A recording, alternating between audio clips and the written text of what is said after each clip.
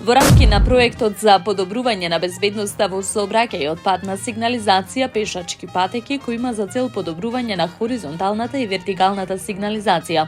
Во општина Илинден на повеќе локации е извршено поставување на хоризонтална и вертикална сигнализација.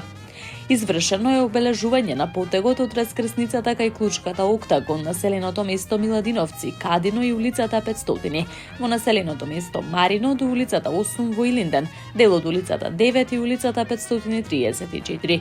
Бележење на локалниот пат Мршевци и Ватовци Илинден. Поставени се направи за смирување на сообраќајот кај детската градинка.